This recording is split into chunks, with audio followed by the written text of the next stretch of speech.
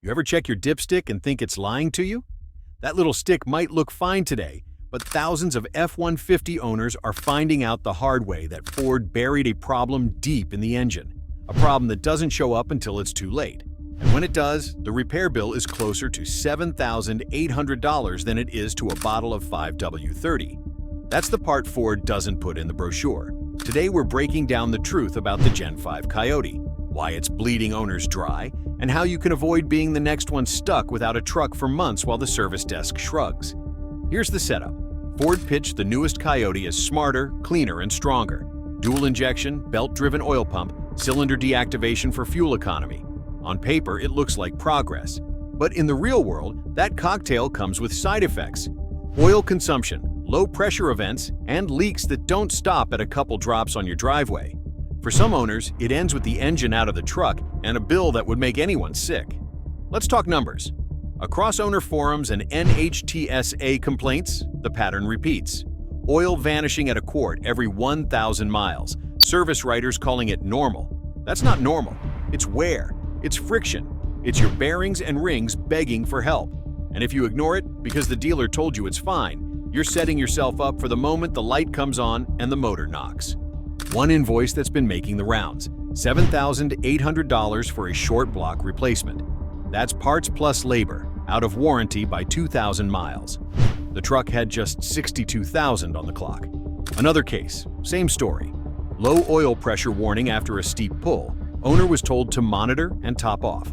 6 months later, spun bearings, complete teardown, truck down for 10 weeks waiting on parts. These aren't horror stories in isolation.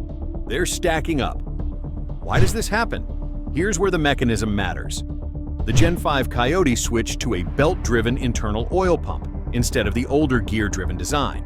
Belt drives save parasitic losses, help meet emissions, and look clever in a white paper. But under heat and load, that belt sees stress the gear never did.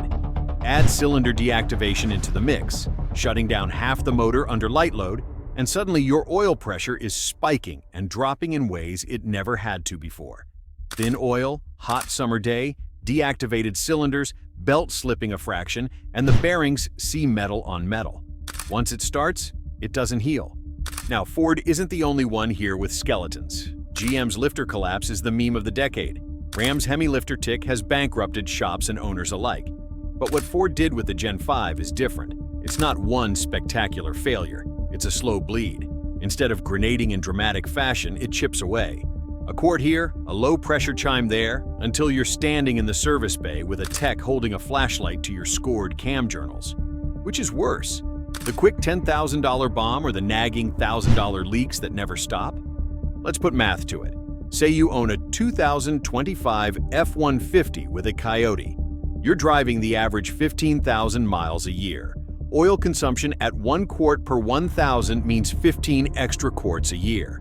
Call it $120. Not a killer. But then add a leak repair at 18,000 miles. $900. A low pressure warning at 40,000. Another $1,200 in diagnostics and seals. Out of warranty at 62,000, full short block swap. $7,800. Add it up, and you're looking at almost $10,000 in hidden cost by year 5. And that's assuming you didn't tow heavy or run big tires that stress the system even harder. Compare that to GM. Yes, lifters collapse, but when they do, most owners get a full replacement under recall. Ugly, but at least it's predictable. Ram?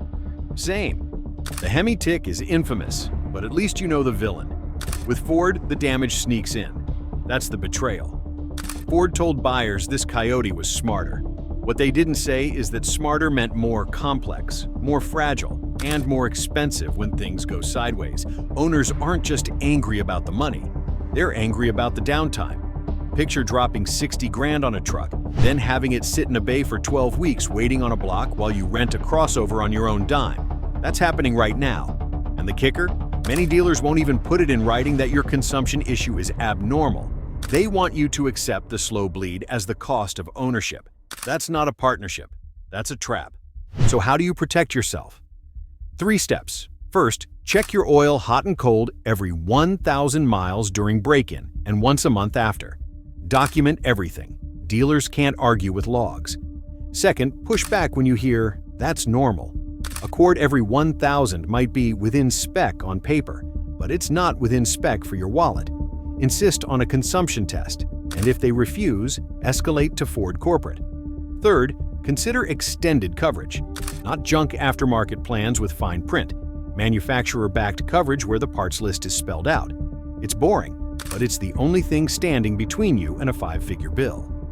Now, let's zoom out. Why does this matter for the truck world at large? Because Ford's Coyote was supposed to be the balanced middle lane. EcoBoost for efficiency, Godzilla for heavy duty, and Coyote for the loyalists who wanted a V8 heartbeat without drama. But what we're seeing now is that even the middle lane comes with a toll booth. You can pay slowly in oil top-offs, or all at once when the pump or bearings give up. Either way, the myth of bulletproof simplicity is gone. I know what some of you are thinking. My truck's fine. 80,000 miles, no issues. And you might be right. Not every engine gets bit. But enough do that the risk isn't theoretical. It's statistical. If you're the unlucky one, you won't care that your neighbor's truck made it. You'll care that yours is sitting torn down with a service writer telling you to grab your checkbook. Let's talk resale. Truck values have been insane, but reliability stories move markets. Buyers read forums. They search complaints. They ask why you're selling at 70,000 miles. A truck with a clean service history and receipts for every quart of oil? That'll hold value. One with oil stains on the driveway and a vague story about consumption? Expect lowball offers. In other words, this $7,800 problem doesn't just hit your bank account once. It follows you into resale and trade-in negotiations. Here's the truth nobody at the dealership will say. The cheapest truck to own is never the cheapest truck to buy. It's the one that doesn't ambush you at 60,000 miles. GM's got its demons. Ram has its traps. Ford's is the quiet oil bleed baked into the Gen-5 Coyote. Knowing that before you sign is the difference between a truck that makes you money and one that takes it. So here's the resolution. If you already own a Coyote, monitor, document, and push back. Don't let anyone tell you a quart every 1,000 is fine. If you're shopping, weigh the risk. Do you want the slow bleed, or do you want to wait for GM's Gen 6 small block in 2027, which promises to fix its lifter drama with real money behind the tooling? Do you want Ram's throwback Hemi with predictable flaws, or Ford's middle lane with its hidden tolls? Every choice is a war. Your job is to pick the enemy you can live with. If this breakdown saved you from writing an $8,000 check, drop your story in the comments. How much oil does your truck use? Did Ford cover it, or did you eat the bill? The more we share real data, the harder it gets for manufacturers to hide the truth. And that's the only way buyers win this war. Now, you know the mechanism, the math, and the stakes. The Coyote isn't dead, but it's not bulletproof either. The next time you check that dipstick, remember, it might be the most expensive lie in your driveway.